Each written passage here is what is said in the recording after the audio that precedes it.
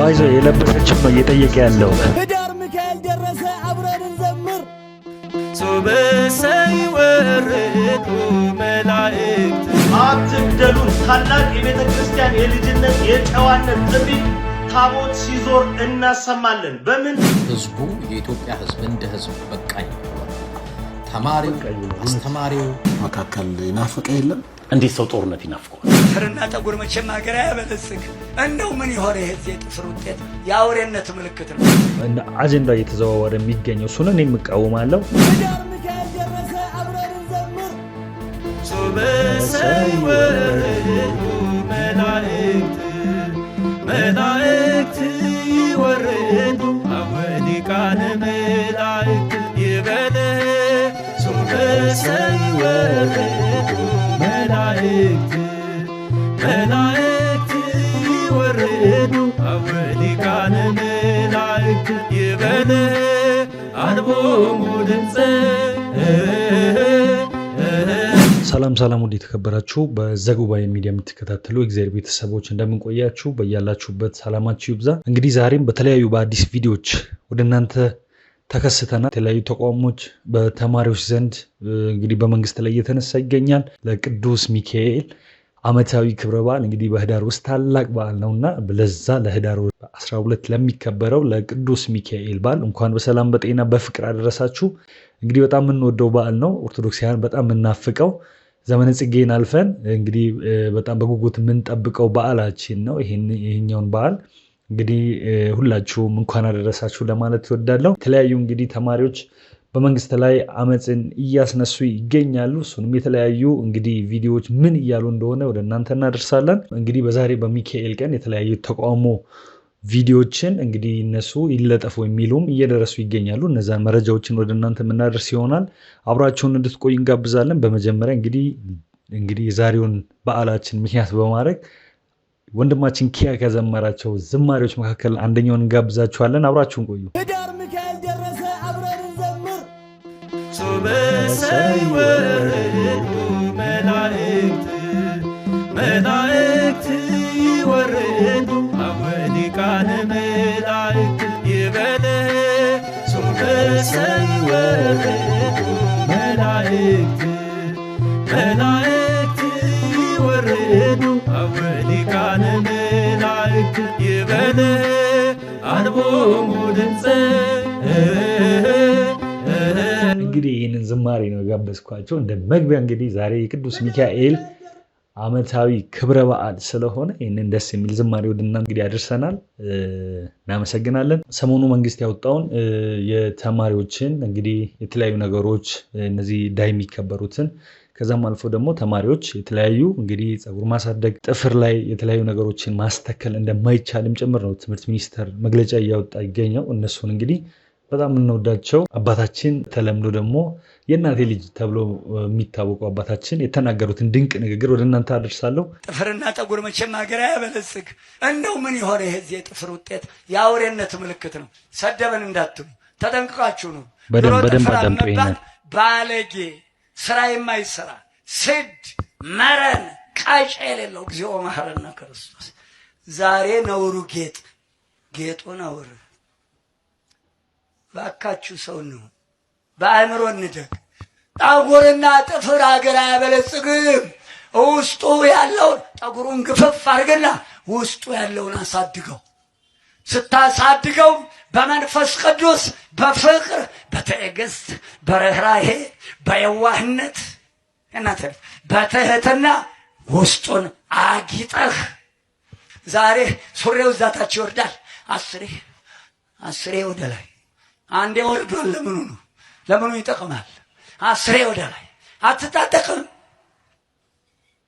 ቆዳው ሁሉ በየሜዳው እየተጣለ ነው። ማን ያልፋው? ሙያ የለ ወሬ ብቻ። አረ እጃችሁ ይቆፍር፣ እጃችሁ አርሰናል ይላል። ጓሮ ጎመን የለውም። አርሰናል ብሎ አፉን ሲከፍት ያመሻል። የጠገበ ነጭ ሲራገጥ ያመሻል። አትስልም፣ አትፍቅም፣ አትጽፍም፣ አትቆፍርም፣ አትቀርጽም። ኧረ ተው፣ አቅምህን ወቅ። የማይፈለገውን አትፈልግ።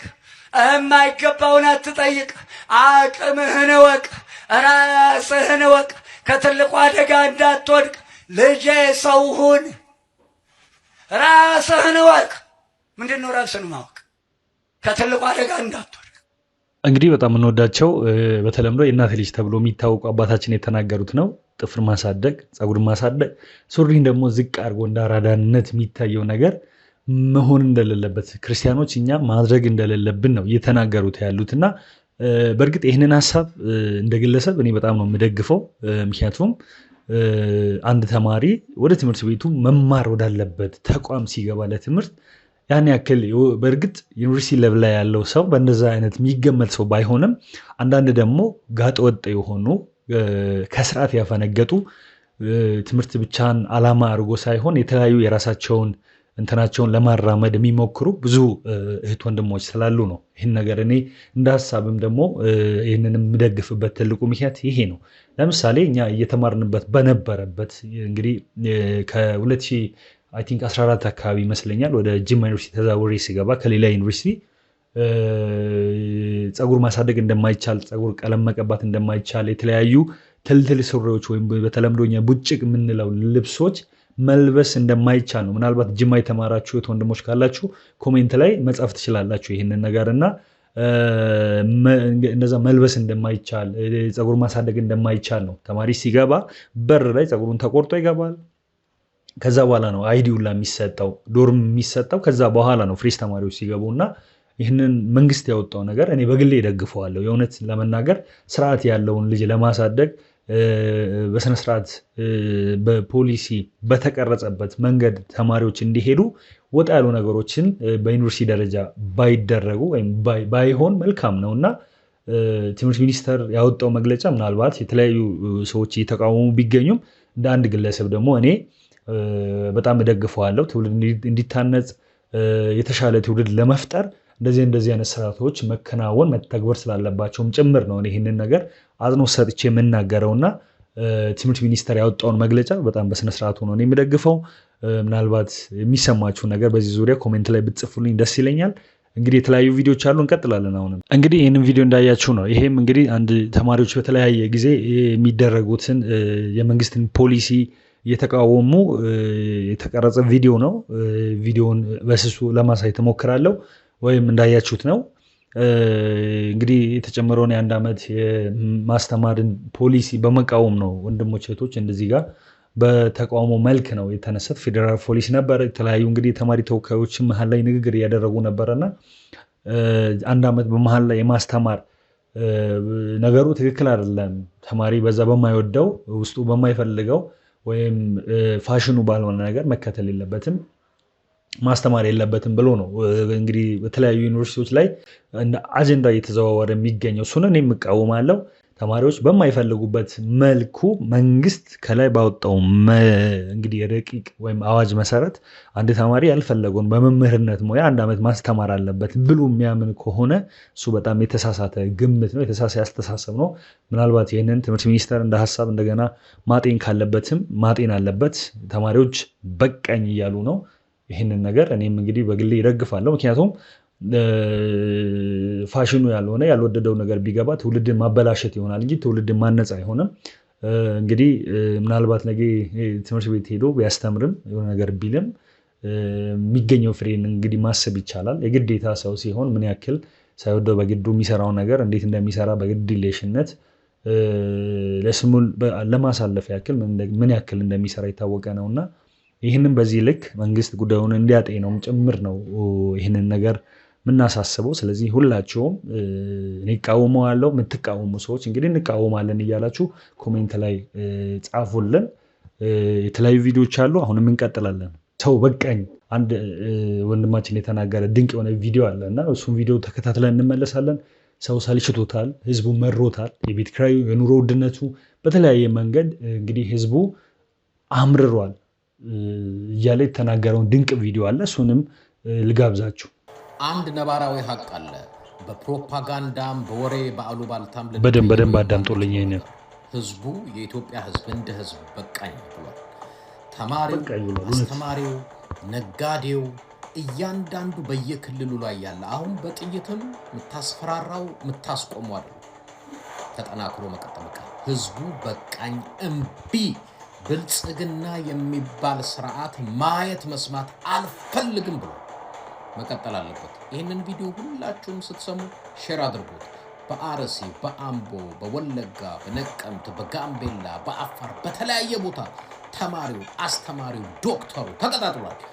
በቃን በሚል ብልጽግና ተጠናክሮ መቀጠል አለበት። ሁሉም በየክልሉ ያለ ይሄ ስርዓት በቃኝ ብሎ ልክ ከሌላው ጋር ተቀላቅሎ ድምጹን ማሰማት አለበት፣ መቀጠል አለበት። እናንተም ሼር አድርጉት ሁላችሁ። እንግዲህ ቪዲዮን እንዳያችሁ ነው። በተለያዩ በዩኒቨርሲቲዎች ደረጃ እንግዲህ የተለያዩ እንቅስቃሴ እየተደረጉ እንደሆነ ሁላችንም እናውቃለን። ይሄ ነገር ግልጽ ነው። እንግዲህ ይሄ ወንድማችን የተናገረው በእርግጥ ውጭ ሀገር ሆኖ ነው። ልጁ ቤተሰቡ ወይም ሚስቱ ሲዳሩ እዚህ ሆኖ አይደለም። የራሱን ነገር ጻፍ አስይዞ እዚህ ያለውን ነገር በቃኝ አውድም ተነስ ምናምን እያለ አመፅን እየቀሰቀሰ ይገኛል። በእርግጥ ይህንን ነገር እኔ አልደግፍም። ምክንያቱም በቃኝም ካለ በስርዓት ባለው መልኩ የሰው ህይወት ሳይጠፋ ንብረት ሳይወድም፣ ምክንያቱም የትኛውም ነገር በቃኝ ቢል መቀጠልም ያለበት የሰው ህይወት ሳይጠፋ ብቻ ነው። ስርዓቱ አገዛዙ ላይ መቸው ይችላል። አሁን ያለንበት የኑሮ ውድነቱ ምኑ በእርግጥ ከባድ ነው። ይሄ ነገር ጠፍቶኝ ሳይሆን መሆንም ያለበት ስርዓት ባለው መልኩ መጠየቅም ካለበት መንግስትንም መጠየቅ ካለበት የተለያዩ ተማሪዎችም በተለያዩ ዩኒቨርሲቲዎች አሁንም ተቃውሞ እያደረሳችሁ ያላችሁት ወንድሞች ያላችሁም አላችሁ የሰው ህይወት ሳይጠፋ ንብረት ሳይወድም ስርዓት ባለው መልኩ በተለያዩ በሶሻል ሚዲያዎች ተቃውሞ መቀጠል አለበት። ይህንን እኔም እደግፋለሁ። ግን ከዛ የዘለለ በእንዝላልነት ውጭ ተቀምጦ አሜሪካ፣ ኢሮፕ በተለያዩ ዓለም ሀገራት ቁጭ ብሎ ልጁን ሚስቱን አቅፎ እዛው ሆኖ እዚህ ያለውን ተማሪ እዚህ ያለውን የድሃውን ልጅ ሊያስጨርስ በቃኝ ቢል አልሰማውም። እኔ በታምር አልሰማውም ይህንን ነገር። ምክንያቱም እሳት ውስጥ የቆምኩት እኔ ነኝ። እሳት ውስጥ የቆመ ወንድሜ ነው። እሳት ውስጥ የቆመ እዚህ አጠገቤ ያለው ፋሚሊ ቤተሰቤ ነው። ስለዚህ በዛ መካከል እንደዚህ አይነት ቁማር መቆመር በእርግጥ አልደግፍም። ግን ስርዓቱ አገዛዙ ያለንበት ነባራዊ ሁኔታ በጣም ከባድ ነው። አይ ነው እሱን አንደርስታንድ አደርጋለሁ። እሱን መቃወም ካለብን ስርዓት ባለው መልኩ በዘመናዊ መልኩ በሰለጠነ መልኩ መቃወም አለብን። ጊዜው ሶሻል ሚዲያ ነው። በተለያየ ፕላትፎርሞች ላይ እንቃወማለን። ከሚቃወሙት ሰዎች መካከል እኔም አንዱ ነኝ። ስለዚህ ይህንን በዚህ ልክ እንድትወስዱ አደራ እላለሁ። እንቀጥላለን። እንግዲህ ተሙ የጌታ ልጅ ከተናገረ ድንቅ የሆነ አንድ መልእክት ነው። እንግዲህ ዛሬ እሱን ማድረስላችኋለሁ። ጴንጤዎች አላችሁ? ዛሬ ጴንጤዎች ነው አላችሁ ወይ? አለን በሉ እስኪ ኮሜንት ላይ ይህንን ስሙልኝ። ተሙ የጌታ ልጅ የተናገረው ድሮ ፓስተር የሆነ አሁን እንግዲህ በብርሃን እየተመላለሰ ያለው የብርሃን ልጅ የሆነ ተሙ የጌታ ልጅ የተናገረውን ድንቅ ቪዲዮ ተከታትለን እንመለሳለን። ጴንጤዎች ጠጋ በሉ ኖ። ከፕሮቴስታንቱ መካከል ይናፍቀ የለም እንደው ከፕሮቴስታንት የሆነ ከወንጌል አማኝ ይናፍቀ ነገር ሲል እንጂ ጉዱ እንዴት ሰው ጦርነት ይናፍቀዋል? እንዴት ሰው ጦርነት ይናፍቀዋል? እንዴት ምን ማለት ነው? ሁሌ ውጊያ እኮ ነበር። ነቀልኩ ተከልኩ ነው ስለኝ ነበረው። አለፍ ያለው እሺ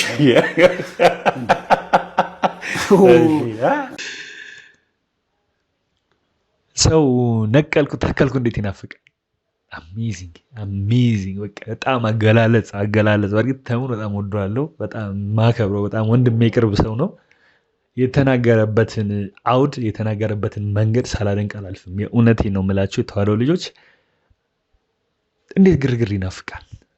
እንዴት አተካራ ትርምስ ሰውን ይናፍቃል! ወጋው ነው አፈረስኩ ነው ደመሰስኩ ነው ነገሩ። ጭውው ንግግራቸው እንደዛ ነው። እስኪ ጌታ ከነዚህ አይነት ያውጣችሁ፣ ከነዚህ አይነት ህይወት ይሰውራችሁ። በብርሃኑ ነጭ ለብሳችሁ የምትመላለሱበትን ቀንና እድሜ ይስጣችሁ። የእውነቴን ነው የምለው። አሁንም በቅርቡ እየደረሰ ነው። እንግዲህ በጌታ ልደት ላይ አእላፋት ዝማሬ አለ። በጣም ነው እንደምንጠብቀው። ኑ በብርሃኑ ተመላለሱ ብለን የምንዘምርበት ቀን ሩቅ አይደለም። ትንሽ ወር ነው የቀረው፣ 1 ወር ምናምን ነው የቀረ። ስለዚህ ወደዛ ብርሃን ለመምጣት ከፈለክ አሁንም በሩ ክፍት ነው። እንግዲህ እንደተሙ በጴንጤ የኖረ ሰው የለም። ብዙ ዓመት ኖሯል፣ ብዙ ዓመት ሰብኳል፣ ብዙ ዓመት መንገድ ላይ ጮኋል።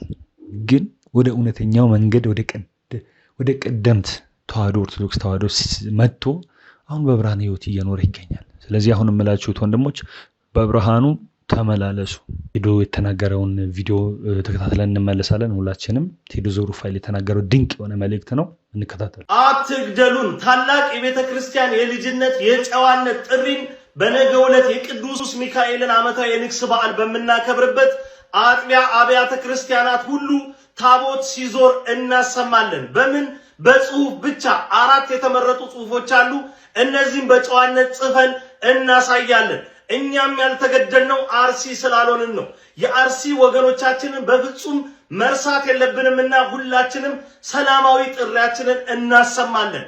1 ትኩረት ለአርሲ ኦርቶዶክሳውያን ወገኖቻችን፣ 2 ፍትህ ለአርሲ ሰማዕታት ወገኖቻችን፣ 3 ሞት በቃን፣ 4 አርሲ ትጣራለች።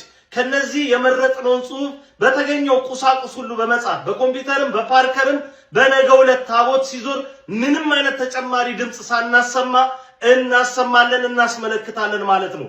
ይህ ቪዲዮ ለመላው ባለማህተብ እንዲደርስ ባለማህተቦች የሆንን ሁላችን ዲዩት፣ ሼር፣ ኮፒ ሊንክ፣ ሪፖስት ሁሉንም ነገር እያደረግን በ24 ሰዓት ውስጥ ለብዙሃን እንዲዳረስ እናድርገው።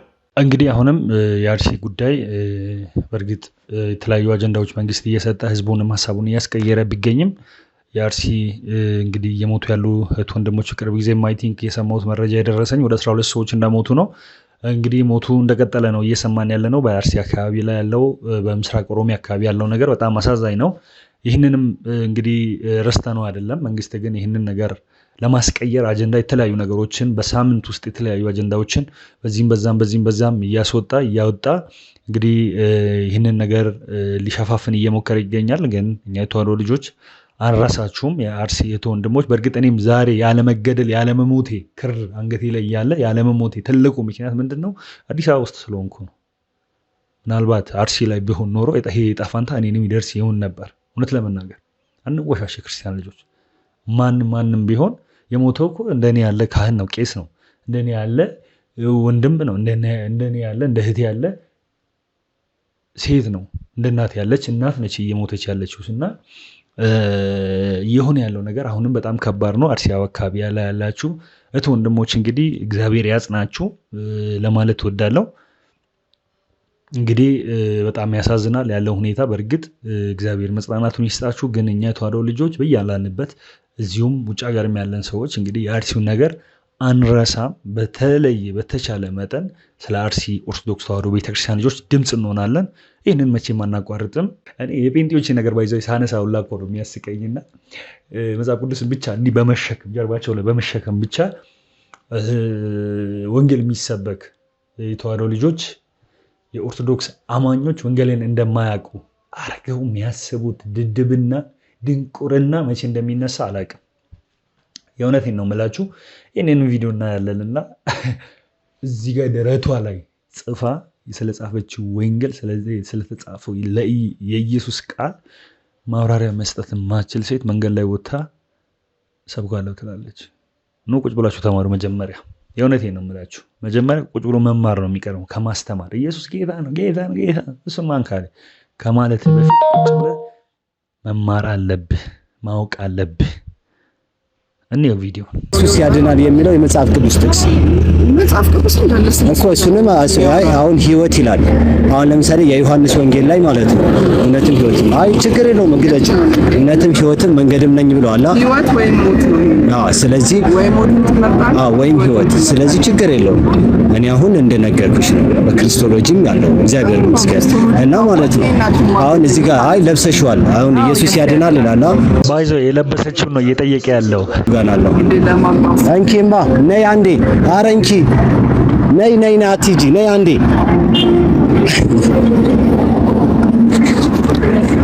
እንደው ድንቁርናችሁ ግን ማርያምን ድንቁርናችሁ። ኢየሱስ ያድናል የሚለው መጽሐፍ ቅዱስ ጥቅስ የቱ ጋር ነው? ኢየሱስ ያድናል የሚለው መጽሐፍ ቅዱስ ጥቅስ የቱ ጋር ነው? እማ ነይ። ኢየሱስ ያድናል የሚለው መጽሐፍ ቅዱስ ጥቅስ የቱ ጋር ነው እኮ? የቱ ጋር ነው ኢየሱስ ያድናል የሚለው? ይሄንን ይዘሽዋል እኮ። ነይ። ኢየሱስ ያድናል የሚለው መጽሐፍ ቅዱስ ጥቅስ የቱ ጋር ነው? ኢየሱስ ያድናል የሚለው መጽሐፍ ቅዱስ ጥቅስ የቱ ጋር ነው? ነይ አንዴ መልሽልኝ እንኪ። ኧረ ኑ መልሱ። የለም መልስ የላችሁም? መልስ የላችሁም? የላችሁም መልስ የላችሁም? መልስ የላችሁም? እነሆ ለማንኛውም መልስ የላቸውም፣ ግን መጽሐፍ ቅዱስ ይላሉ። ግን ኢየሱስ ያድናል የሚለው የቱ ጋር እንደሆነ ራሱ በትክክል ያውቁም ማለት ነው። ስለዚህ መልስ አላቸው ወይ ስንላቸው መልስ የለንም ብለዋል ማለት ነው። ስለዚህ ይሄ ነው ፕሮቴስታንቲዝም ማለት። አያችኋ ቪዲዮ እኔ ላለመሳቅ ሞክራለሁ እውነቱን ለመናገር እንዴት ነው ሰው ሳይማር የሚያስተምረው? ወገን እንዲያክል ደንቁረናል እንዴ? ማርያምን አንብቡ። በቃ እኔ ተናጋሪ አታርጉም። በቃ አንብቡ መጀመሪያ ወንጌል እናስተምር። በእርግጥ አሉ አንዳንድ ቆንጆ ዴቢት የሚያደርጉ ወንድሞች አሉ፣ ወንጌልን በስነ ስርዓት አብጠርጥረው የሚያውቁ። እነሱ እንደዚህ ወንጌል ብሎ ምናምን ብቶ ቢሰብኩ ኢትስ ኦኬ፣ የተሻለ እውቀት አላቸው፣ ማስተማርን ብቃት አላቸው። ደረት ላይ ስለተጻፈው ባይዘው ልብስ የሆነ ልብስ እዚህ ጋር ጽሁፍ ተጽፎ የምትለብሰውን ልብስ ያንን ጽሁፉን አምነህበት ነው። ምንድነው ለምሳሌ የሆነ ነገር ተጽፎ ከሆነ እሱ ነገር አንብበው በሱ ነገር እሱ ነገር ይገዛኛል ማለት ብዙም ከኔ ሐሳብ ጋር አይቀር አንደርስታንድ አድርገህ ነው መልበስ ያለብህ። መጀመሪያ ኢየሱስ ያድናል የሚለውን ቲሸርት የምትለብስ ከሆነ ስለ ኢየሱስ ያድናል መናገር አለብህ። ስለ ማዳኑ መናገር አለብህ። ምን ላይ ምን እንደተጻፈ እና መናገር አለብህ። ካልሆነማ እንዴት ነው ዝም ብለህ ቲሸርት አንጠልጥለህ ሌላውን አስተምራለሁ ብለህ ደግሞ የምትወጣበትን ድንቁርና ነገር ነው የማይገባኝ። የእውነቴን ነው የምላችሁ የተዋሕዶ ልጆች፣ ያለ ማስተማር ይሻላል። ቤት ውስጥ ቁጭ ማለት እኮ ይሻላል። ቁጭ ብሎ ቤተክርስቲያን ሄዶ መማሩ ይሻላል እኮ። ለዛ እኮ ነው እንደው እንደናንተ እኛ አዳራሽ የለም ምን የለም አናስጨፍራችሁም። ጠጋችሁን ይዛችሁ ኮሪደር ላይ ቁጭ ብላችሁ እስኪ ስለ ወንጌል ተማሩ። አለበለዚያ በቃ ጸጥ በሉ፣ አታውሩ፣ አያምርባችሁ። ዝም ብሎ በጮህ አይደለም ወንጌል የሚሰበከውና ከዚህ በመቀጠል እንግዲህ የምንወደው አባታችን አባ ገብረ ኪዳን ስለ ቅዱስ ሚካኤል የተናገረውን ድንቅ መልእክትን ወደ እናንተ ያደርስና ቪዲዮውን በዚህ ጨርሳለሁ። እስኪ ላይኳን ዛሬ 100 ላይክ እናርጋት። ብዙ ሰው እያየ ነው፣ ግን ላይኩ በጣም እያነሰ ነው። ብዙ ሰው ዘንድ እንዲዳረስ ይህንን ቪዲዮ ላይክ አድርጉ። ዘጉባኤ ሚዲያን ሰብስክራይብ አድርጉላችሁም። እስኪ ሰብስክራይብ አዲስ ሆናችሁ ሰብስክራይብ አድርጉ። አብራችሁን ስለምትቆዩ አብራችሁን ስላላችሁ እናመሰግናለን። እንደዚህ የተለያዩ መረጃዎችን ወደ እናንተ እናደርሳለን። አብራችሁን ስላላችሁ አብራችሁን ስለቆያችሁ ከልብ እጅግ አድርገን እናመሰግናለን። በያላችሁበት ሰላማችሁ ብዛ። መልካም ቀን ይሁንላችሁ። በድጋሚ እንኳን ለታላቁ ሊቀ መላእክት ለቅዱስ ሚካኤል እንግዲህ ዓመታዊ ክብረ በዓል በሰላም በጤና በፍቅር አደረሳችሁ። ለዓመቱ እንግዲህ በሰላም በጤና በፍቅር ያደርሰን ለማለት እወዳለሁ። ከልብ እጅግ አድርጌ አመሰግናችኋለሁ። ሰላም ዋሉልን።